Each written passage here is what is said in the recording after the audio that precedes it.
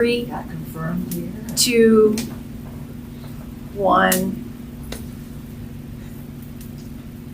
Okay, so I was asked by Judy to tell my call story, and I was so grateful about that. When they tell you in seminary that people will ask you this, that people will want to know your call stories, so you better have one prepared. And so they give you opportunities to practice that. So it's kind of fun to actually be able to share it in this setting, especially with a fire. Nice. And a fireside chat. So I thought we could start out first thanking you, Judy, for giving me that opportunity, and then also with a prayer. This is the Merton prayer. I'm sure you've probably heard it before. It's kind of a discerner's prayer, fairly common. This is in the packet that they give you. If you decide to become a person who's discerning a call in this diocese in the Episcopal Church, they hand you this packet, and this is like page 1 is this Thomas Merton prayer. And I did grow fond of it. I did pray it often when I was discerning my call. So I thought I would share that with you and that we could pray that together. So the Lord be with you. And also with you. Let us pray. My Lord God, I have no idea where I am going. I do not see the road ahead of me. I cannot know for certain where it will end, nor do I really know myself. And the fact that I think that I am following your will does not mean that I am actually doing so. But I believe that the desire to please you does in fact please you. And I hope that I have that desire in all that I am doing. I hope that I will never do anything apart from that desire. And I know that if I do this, you will lead me by the right road, though I may know nothing about it. Therefore will I trust you always, though I may seem to be lost and in the shadow of death. I will not fear, for you are ever with me, and you will never leave me to face my perils alone. Amen. Amen. So that's the Merton prayer, which I think just resonates a lot in just sort of naming where you are in any kind of tough journey, I think. And you can find that really easily just by searching the Merton prayer, as in Thomas Merton, in Yale. For some reason, Yale Divinity School has this on their website. So I wanted to start with that. And so since we're starting there with sort of this introduction to the formal discernment process, it really makes more sense if I tell you about what that looks like. So there's, in Episcopal fashion, there's like sort of names for everything, including in the discernment process. So you start out sort of discerning just yourself, and then you let your clergy know. And then your clergy, in this case it was Randall, says you really need a spiritual director. So then you have to find yourself a spiritual director. And around here, generally what they do is they send you to the Dominican Center, which is in Grand Rapids. I didn't actually have to go there, but you just reach out to them, and the Dominican sisters discern, and because they have their own spiritual direction program, they know a lot of spiritual directors, and they can assign you one. So I got assigned a spiritual director who actually happened to be Debbie Eisenweiss, Pastor Debbie. Yes. Nice. So because the Dominican sister said, "Oh, do you want someone who's actually in Kalamazoo?" And I guess she was one of those people. So yes, so that feels very much like a divine appointment from way back when. So. Yeah, she was my spiritual director until we both started working here. And then the way spiritual direction works is if you're colleagues, if you work together, you can no longer have a spiritual direction relationship. So I had to get another spiritual director, but she was wonderful and just directed me well in that process. And now it just feels it's just incredible to be able to give her communion every week. And to be able to work alongside her and to be planning events like intergenerational events, because she's the formation person for the youth and children. So that's been really fun. But anyway, back to the generalization of the process in this diocese. After you start working with a spiritual director, which is an ongoing thing, I still meet with my spiritual director once a month. When you get to be like Randall's age, nobody's asking you if you have a spiritual director anymore, but it's generally a good idea for clergy to have a spiritual director. It's sort of like, it's not like a therapist, it's not like a clergy person for clergy, although I guess maybe that's what it is mostly like. It's just sort of a space to bring all of the internal stuff and your professional spiritual stuff together and to talk about where you are with God and to keep working on some things. So, and anyone can have a spiritual director. And a lot of lay people do. But anyway, after you have a spiritual director, then you have a discernment team. So then you have a group of people that is called by your priest to be on this committee, and there's probably about 10 or so people, I would say, mostly from your own parish, but sometimes they come from other parishes in the diocese. And then you meet 10 times, I believe. And Art was one of those people. I think he's the only person in this room that was, yes. He was on my discernment team. And that was through COVID we met. Oh. We started before COVID started, and by the end, I mean, we were meeting online at the end. That's right. Yeah, it was some of the first Zoom meetings. Yeah, so that was very interesting. But yes, you get this formal packet and you have to meet 10 times, and every session it tells you what you should be talking about. And I really appreciate the really formal and structured process in the Episcopal Church, because it's a time where it's like you're trying to figure stuff out for yourself, but you're not really sure what you're hearing, and you're not really great at navigating it or articulating anything. So I found that to be really helpful, and it also just really gives you a good fellowship of people around you to support you in that journey. I really felt that to be true, because those people show up at your ordination, and then continue to just walk alongside you in your ministry journey. So that's been really fulfilling for me, having that discernment team. Still, even though we don't meet anymore, it just feels right to still be in contact with those people. So then after you meet 10 times with your discernment team, then the vestry signs off on it. And then somewhere in there, you become what's called a postulant. And then around that time, you can go to seminary, or some seminary conversations are starting to come up, and you're starting to plan and navigate and think about what that could look like. The bishop is usually involved. The bishop sort of takes the discerners, the postulants under their wing, and you have to write letters to the bishop starting during that time, which starts to make it feel quite official. So then you do the seminary thing usually as a postulant, and then you become a candidate. And then once you're a candidate, you can take the ordination exams,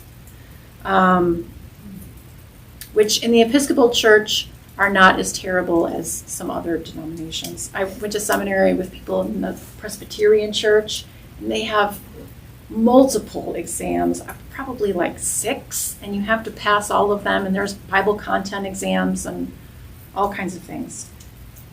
They want you to take the exams in the Episcopal Church.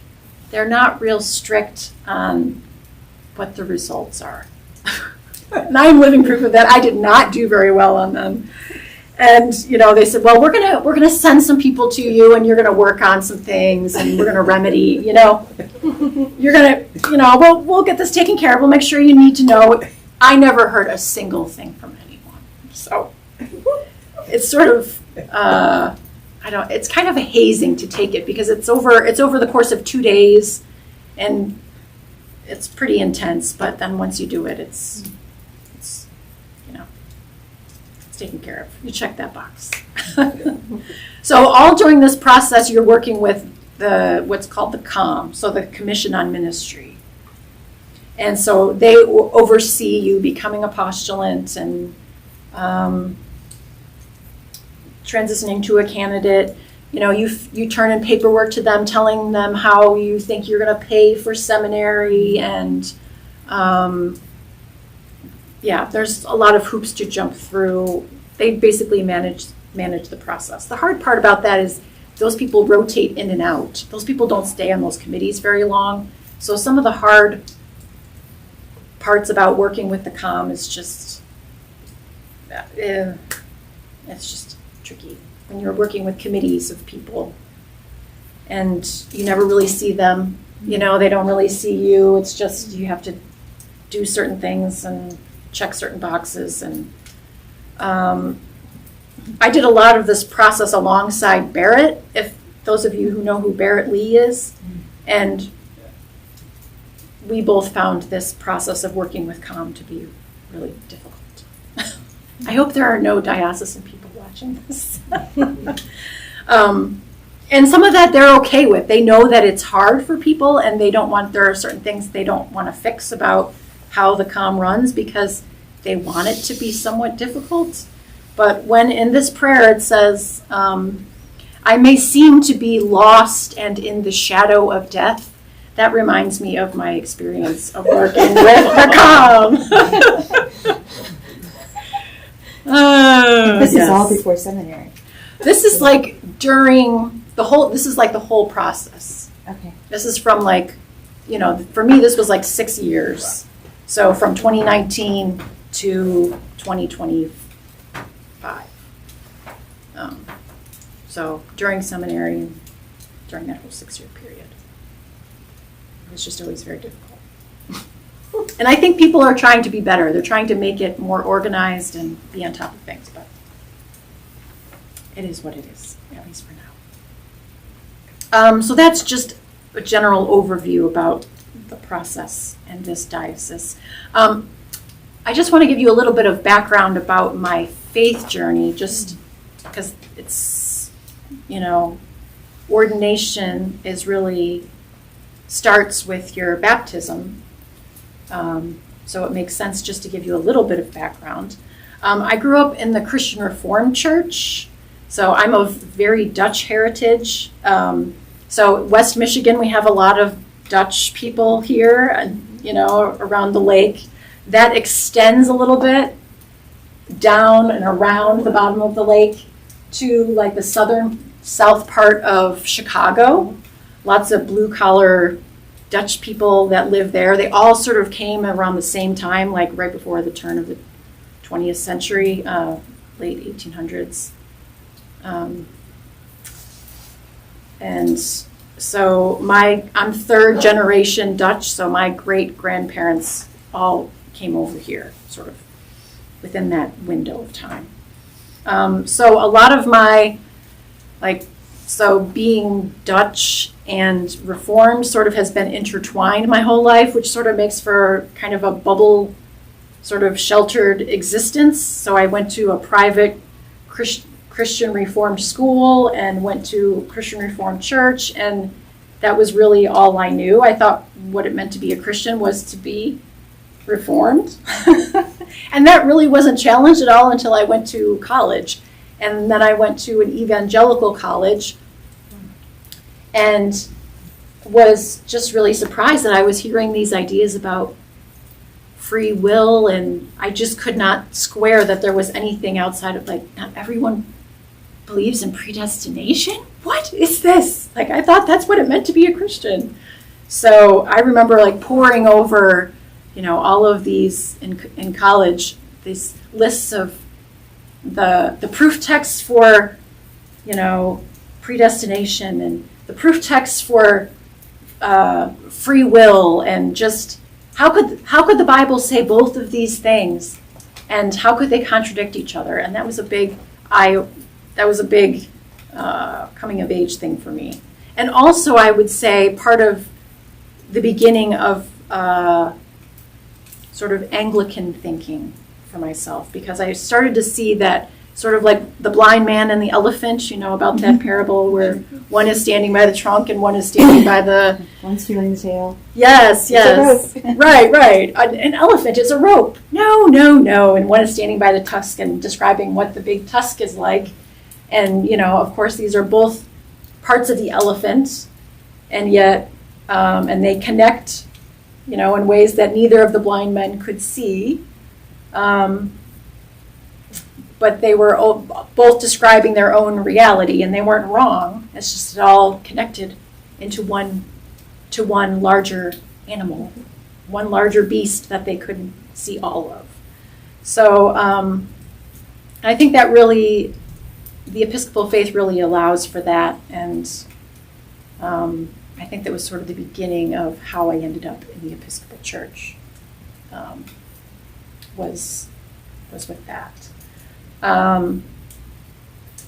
So then I met my husband on the south side of Chicago after I graduated college, at Taylor University, which is evangelical school in Indiana. And then we lived in Evanston, Illinois for a little while. There's no Christian Reformed churches there, though.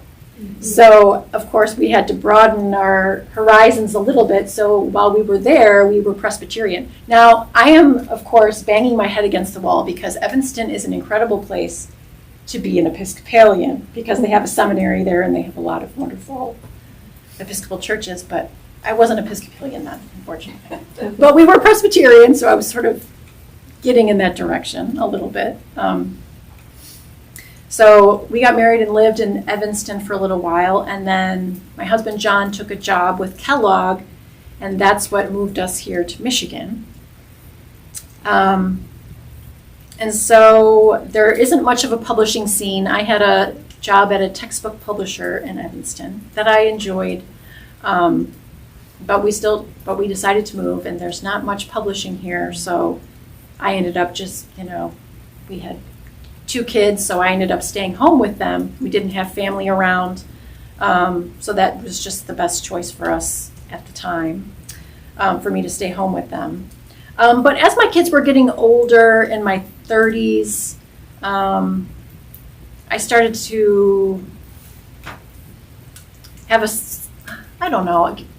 I started pushing back, not against the church, because I did love the church, but against ideas within the Protestant sphere that I couldn't square with what I thought was authentic faith. The Reformed churches that had adopted a lot of evangelical systems and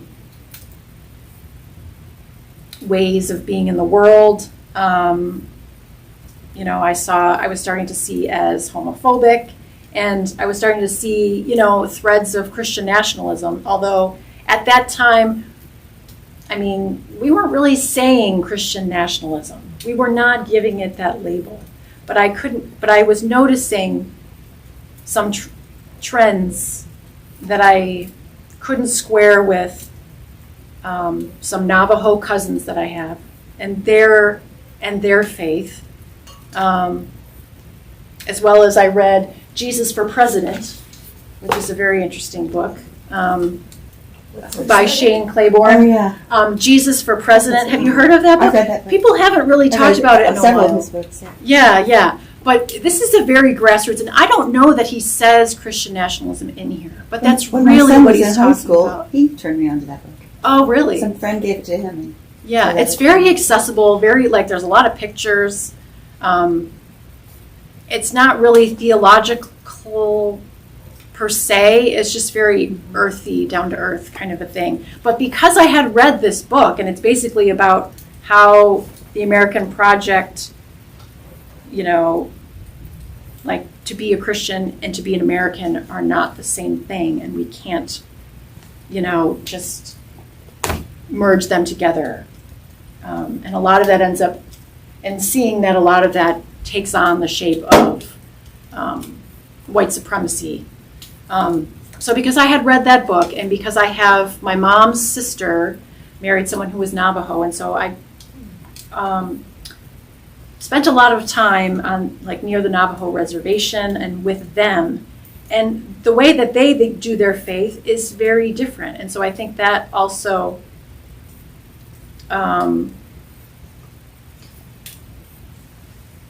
kept me from just staying in the Reformed evangelical church, like made me critical enough of it that I couldn't just stay there. Or we couldn't, because I had, you know, was married and had 2 kids at the time. And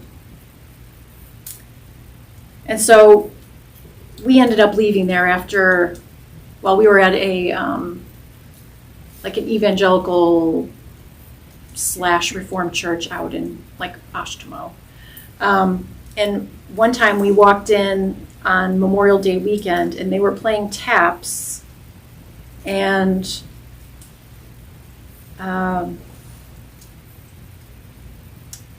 there was a spotlight on the American flag when we walked in. Now we walked in late, but still, that should not be happening in church, and that was really the last straw. And so I wrote a letter.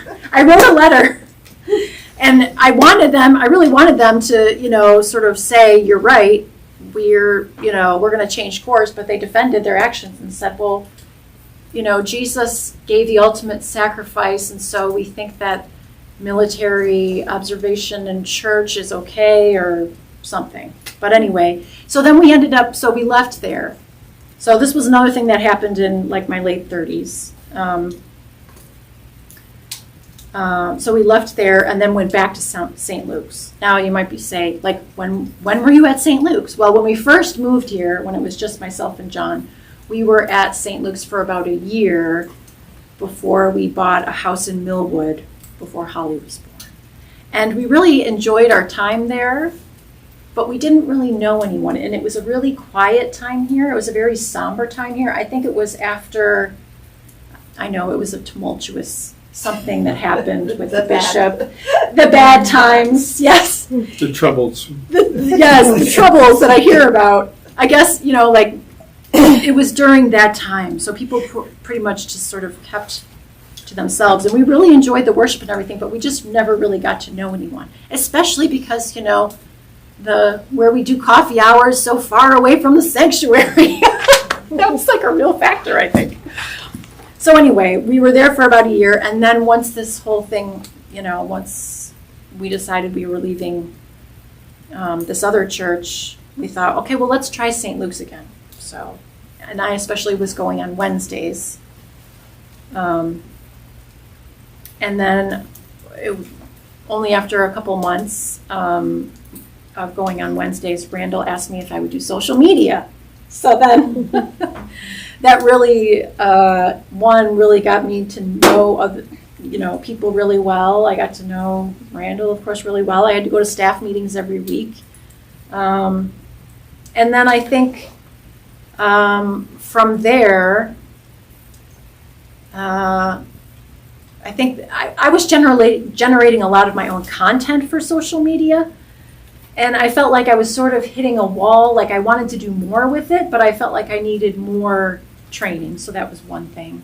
Also, I got fired from the salon that I was working at.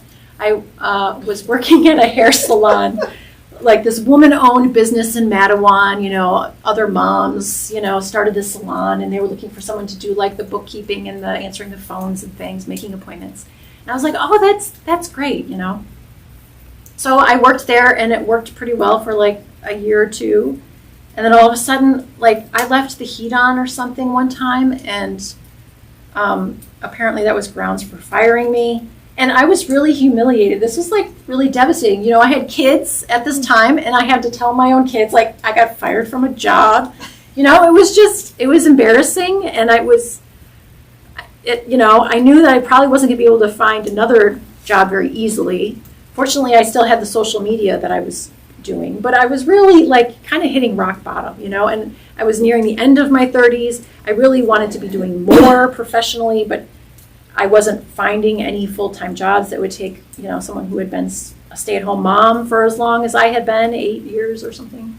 But the next day was a Wednesday service. The day after I got fired, that was a Tuesday. And I remember thinking, next week at least, tomorrow at least, is a Wednesday, and I can go to church.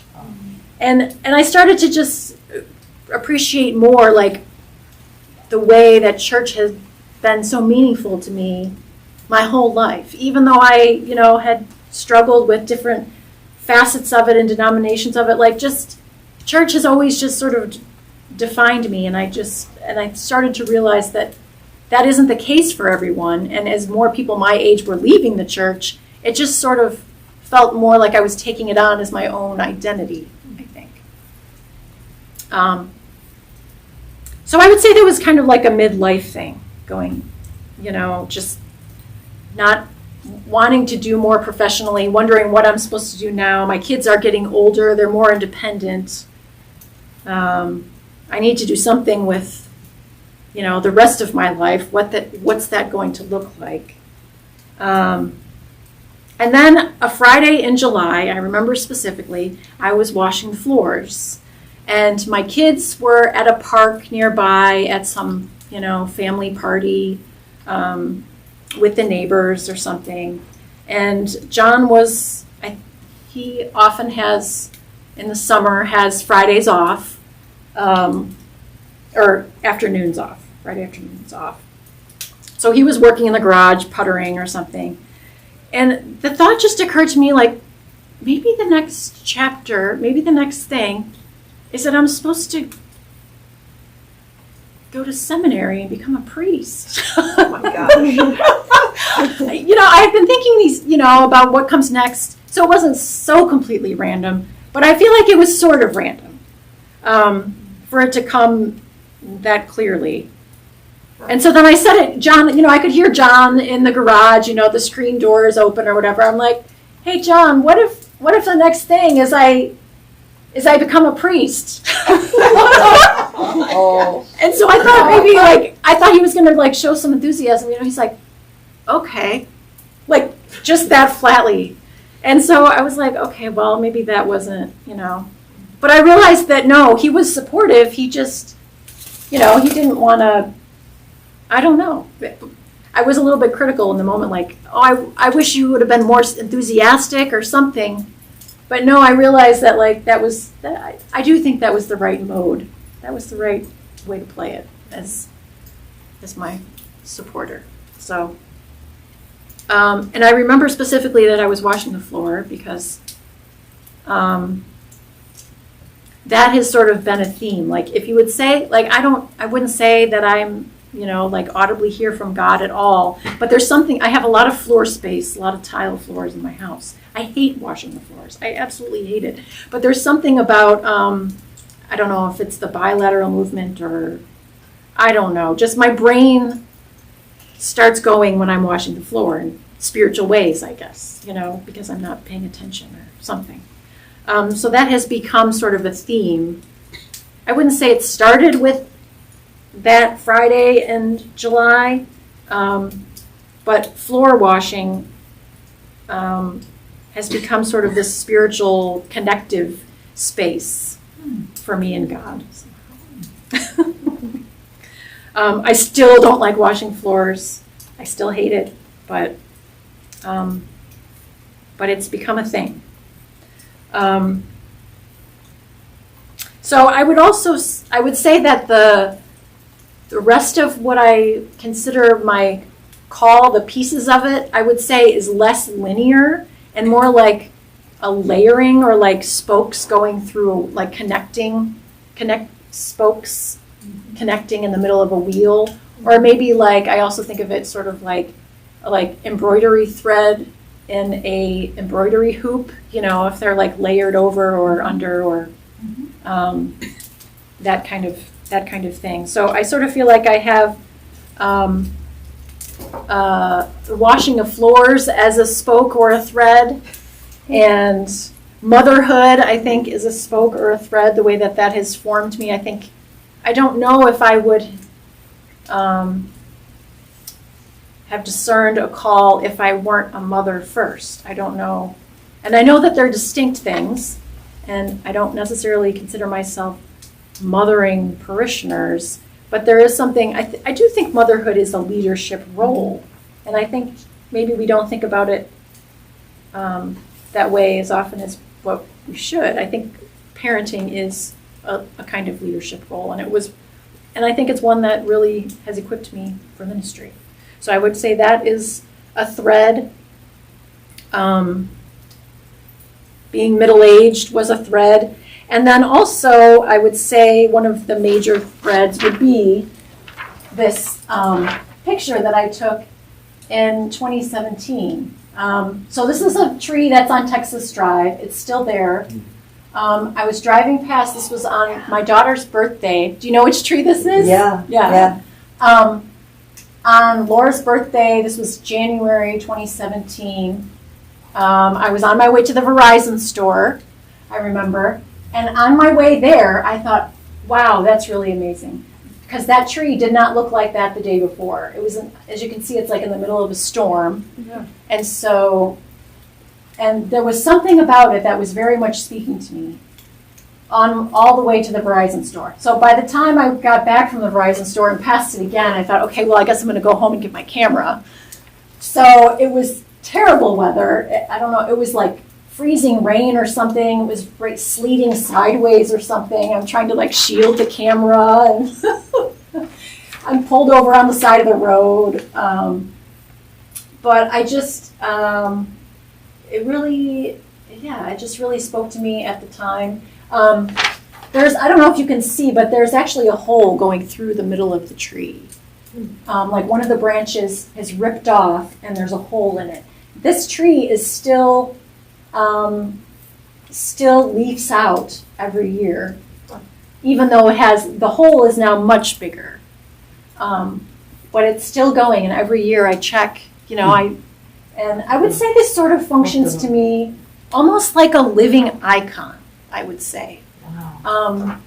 Just over time, it has just sort of brought clarity, I think. And I never thought I thought this was the end of this tree. I never thought it would leaf out again. I was so amazed in the spring when it got leaves on it. I saw the farmer, because this is actually in the middle of a field, a farmer's field, and sometimes it's corn around it and sometimes it's soybeans. But I saw the farmer in that spring, and I approached him and I said, I'm just so excited that tree, it's a big nut hickory, I'm so excited that it's still alive. And he looked at me like I was crazy. I said, can I take pictures of it? And so he said, yeah, sure. So I went up to it and I took pictures from underneath it and through it, and it was like covered in ants, and it was a memorable experience. So is it printed on canvas? It is printed on canvas, yes, and it's totally unedited or filtered or anything. Like, that's just the raw image. Even though it looks like it's a black and white photograph, or like I've done anything to it, I have not. It's a completely raw image. It's gorgeous. Thank you.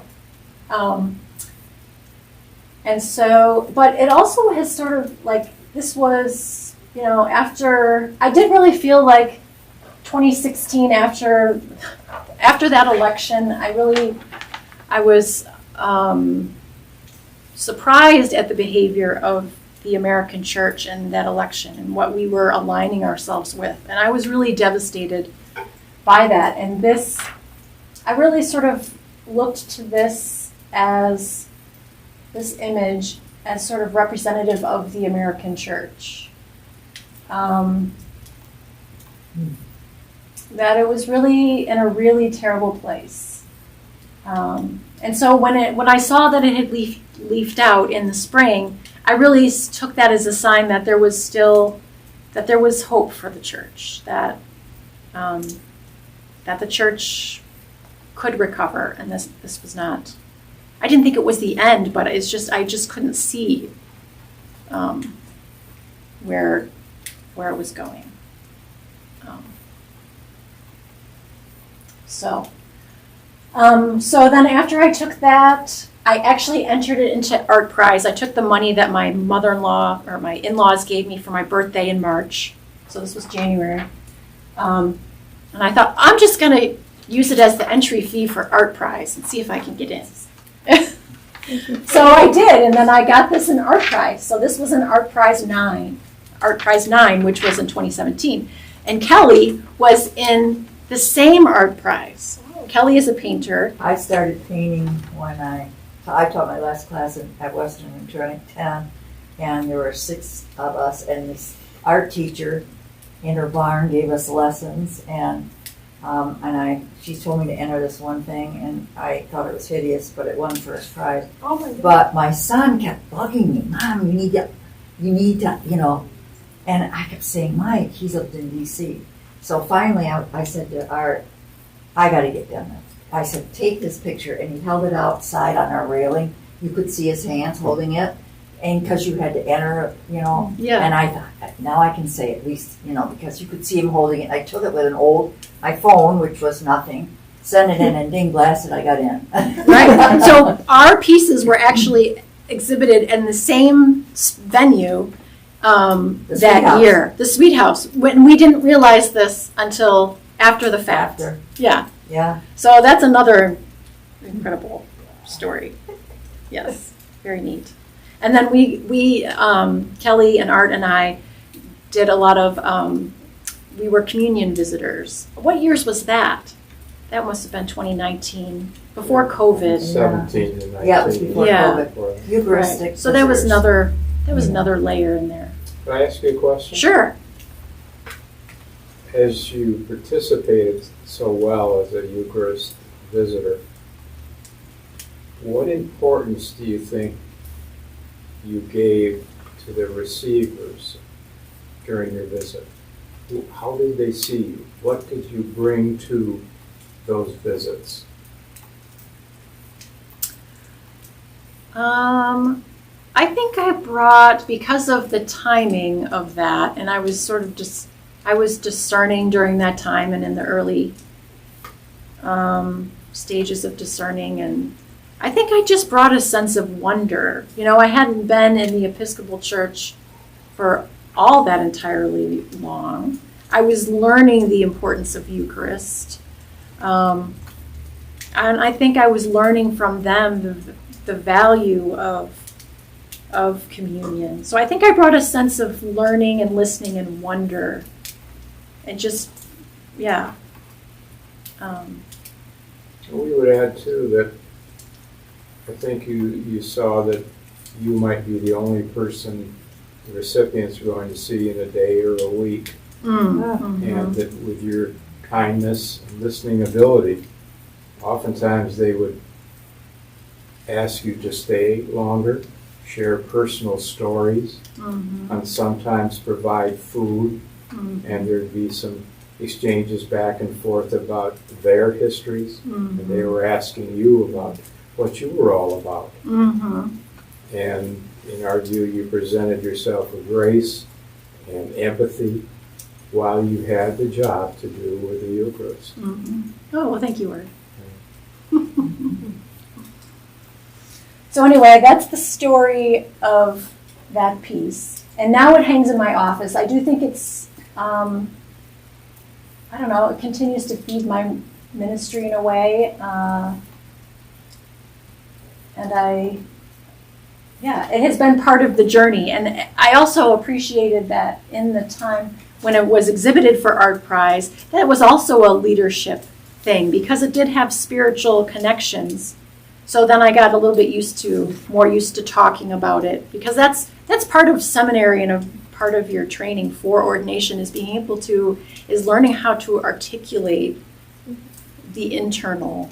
And so, yeah, when you look back, there's all these things that you couldn't have labeled before, but that sort of become, when you look back, you can sort of see that it made a path for you. So,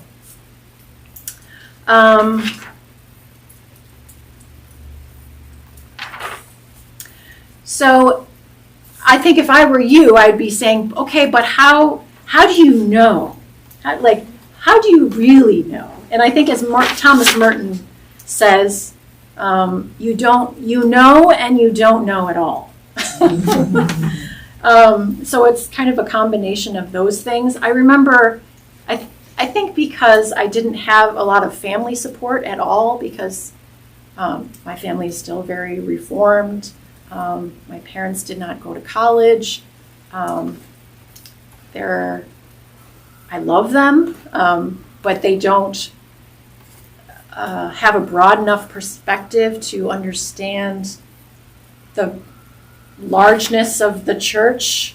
So they're sort of still suspicious. I would say that they're still suspicious of me being a priest and me being a leader. Even just women's ordination. Christian Reformed churches are not, they still don't have very many. I think more than before, but they lag very far behind. So, and like my mother-in-law became a Christian when she was in her 20s or so, and very conservative Christian, doesn't believe in women's ordination. So without family support, I think it becomes harder to navigate, for sure. I had a lot of wonderful support from my husband, who is very much a feminist. And my kids have been always very supportive. I remember several times praying when I was in seminary, like, God, if this really isn't what you want me to be doing, you're going to have to make that, like, really clear. Like, I'm just going to totally miss it unless you just, like,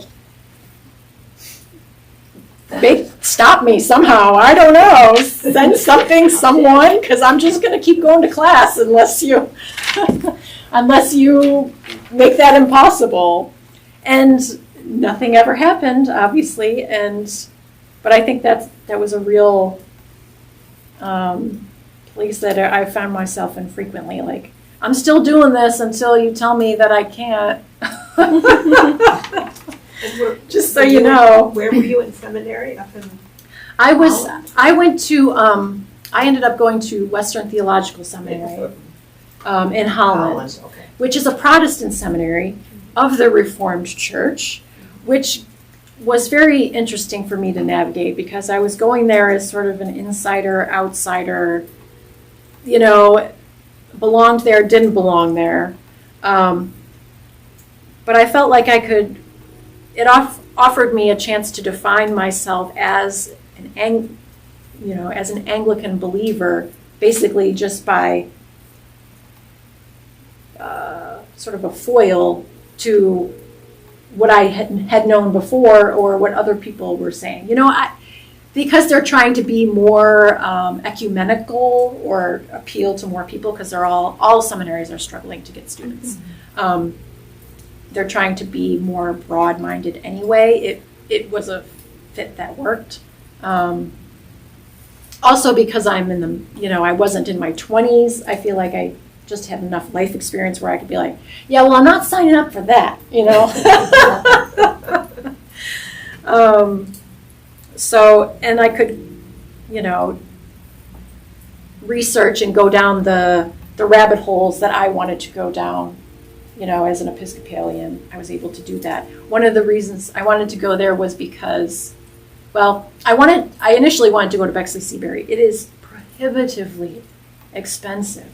It is so expensive. I did not see how I would be able to do it. I did not want to take out a bunch of loans, when you're in the middle of your life, and now, like, Holly is going to college next year. I knew that wasn't going to work. But Western gave me 40% off of tuition for being middle-aged. So I was like, okay, great. And then I got some money from the diocese. And then I got a scholarship, this random scholarship through the seminary from some evangelical church in Florida, who I don't, like, why would they want to pay for me to go to seminary? Like, what? Because you asked for a sign. I guess. You could That was your answer. Yes, I guess so, right.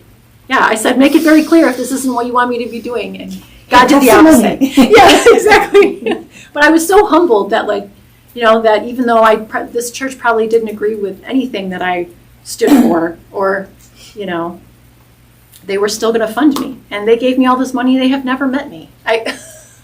So I'm very humbled by that. So anyway, I left seminary with 0 loans. I never had to take out a single dollar, which gives me incredible flexibility, because so many of the priest jobs right now are part-time. That's really, you know, that's what so much of them are right now.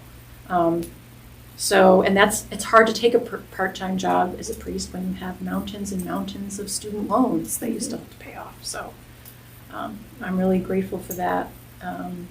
And it allowed me, of course, to stay home with my daughters, which I can't imagine having missed that particular 3 years, especially.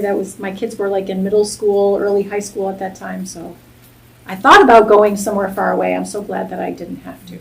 And then being here as a curate has really, you know, I had some holes. You know, I didn't do a lot of, you know, liturgy planning at a Protestant seminary, or, you know, there were some things that got missed, but I definitely feel like learning from Randall still now.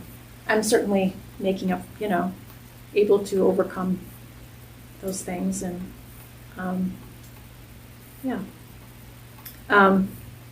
did want to also talk about spiritual memory, because I think I've not heard about this officially from anywhere, but I think this is a thing, like the kinds of things that we remember. And I think this connects to my floor washing.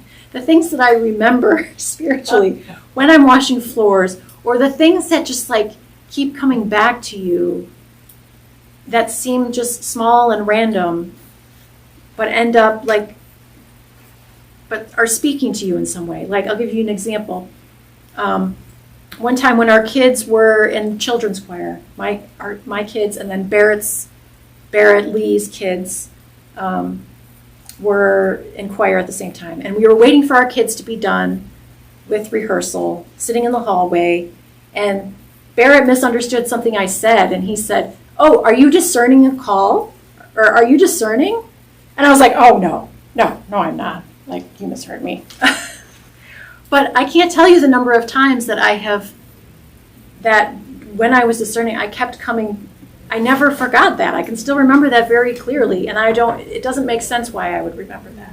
But the fact that kept coming to me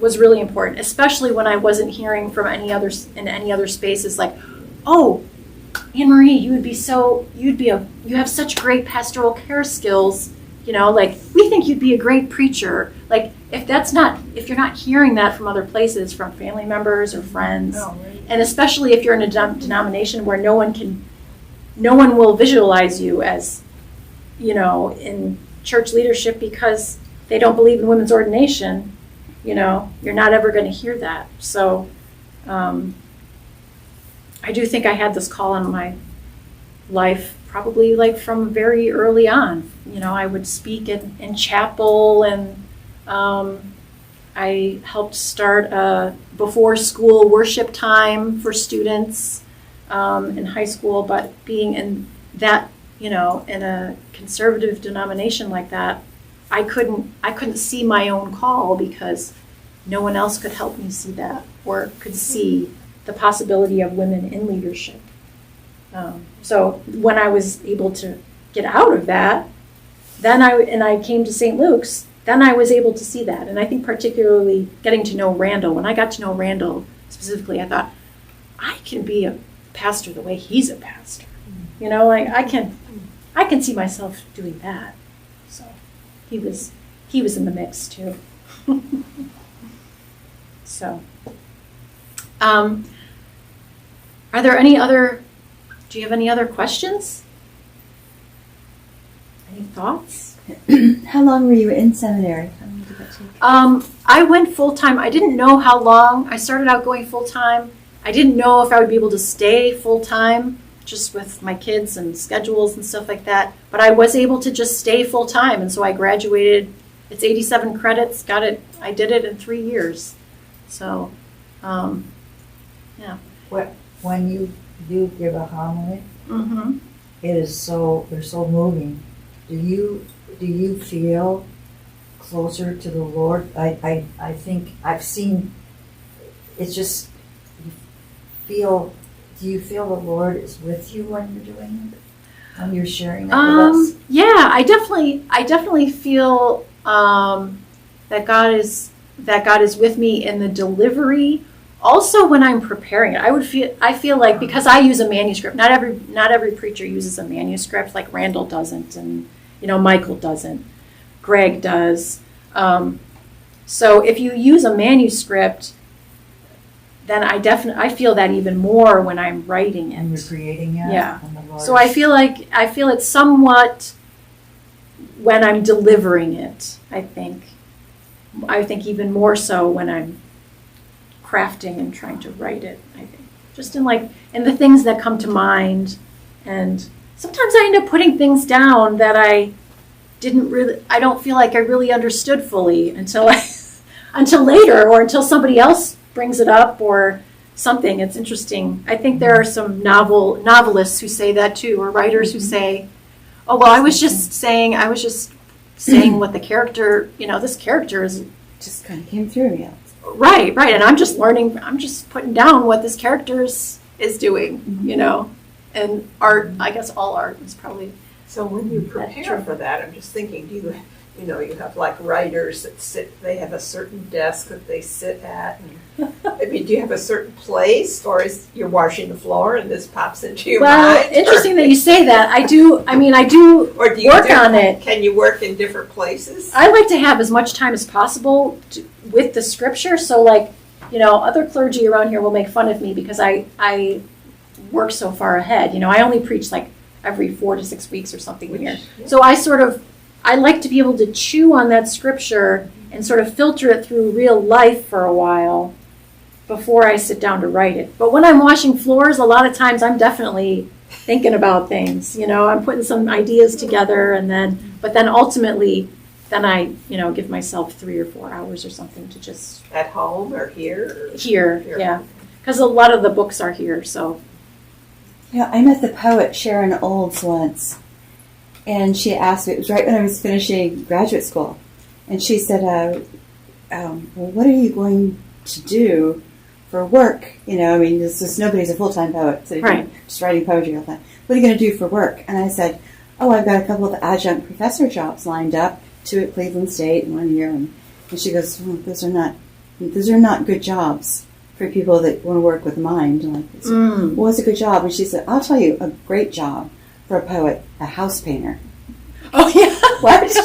Just because it's just that repetitive movement all the time. Yes. Your mind is totally free to be thinking and mulling over thoughts. And she said, you should be a house painter.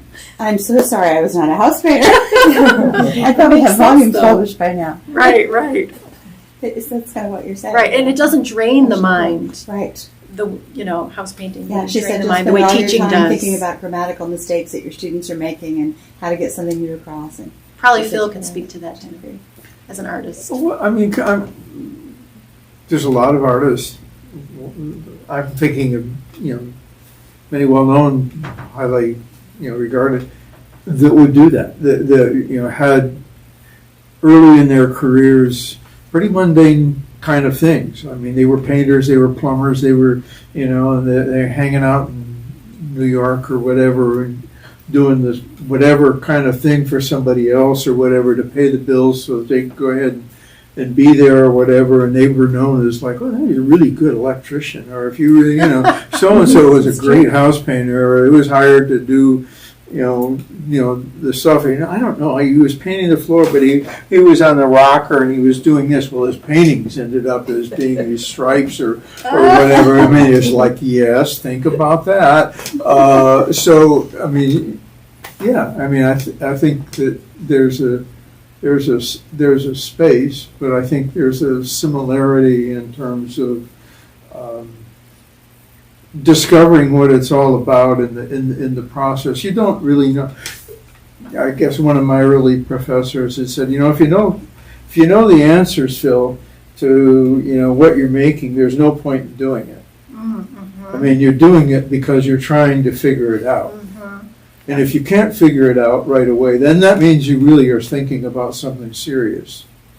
So that's kind of a test that I would say, for myself, but for any of my students too, was always like, okay, if you're really serious about something and you're thinking about it, and you just got to do it. You can't explain it to anybody. You don't know. Mm-hmm. And I like what you said about not knowing where you're going to end up, because I definitely don't know where I'm going to end up. Even though I chew on the material for a while, the ideas that I have before I actually sit down to write it are different than what comes out, And it's like I'm working through something, and the Holy Spirit is giving me something to work on. So Anne Marie, to And I'm that pleased end, with that. Kelly and I were reminded that oftentimes from our background, when we finished a Eucharist visit, we'd be walking down the sidewalk and one of us might say, now how did that visit go? Oh, right. What things went well? Mm-hmm. What things would we do a little differently?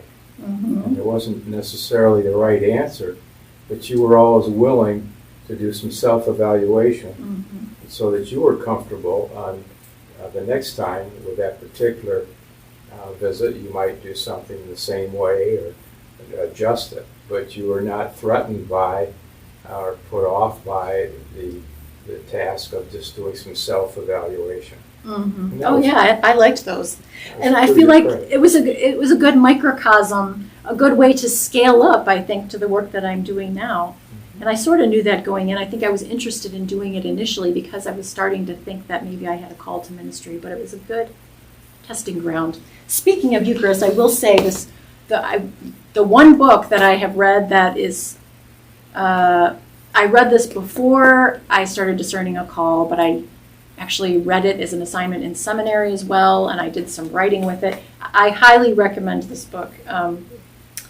Take This Bread by Sarah Miles. It's a memoir about this woman who is a journalist, atheist journalist, who happens to walk past an Episcopal church in San Francisco and just walks in when they're having Eucharist, and she takes communion, and it changes her life. Wow. So yeah, it's very good. Sarah Miles, Take This Bread, and I think this is probably the most formative book in my call to ministry. So, all right. I would like to leave you with, I'm actually preaching on Sunday about the call of Abraham. And so, no matter if it's our call to faith or our call to ordained ministry, we sort of look to the Hebrew Bible and the stories of God's call to those people, to Abram or to Samuel, or even to Paul in the New Testament, to help us understand what does it look like and feel like when God calls us to something. So I will leave you with this. This is Genesis 12. And if you have any thoughts about this sometime between now and Thursday when I write the sermon, feel free to share them with me. This is Genesis 12, verses 1 through 4a. The Lord said to Abram, "Go from your country and your kindred and your father's house to the land that I will show you. I will make of you a great nation, and I will bless you and make your name great, so that you will be a blessing. I will bless those who bless you, and the one who curses you I will curse. And in you all the families of the earth shall be blessed."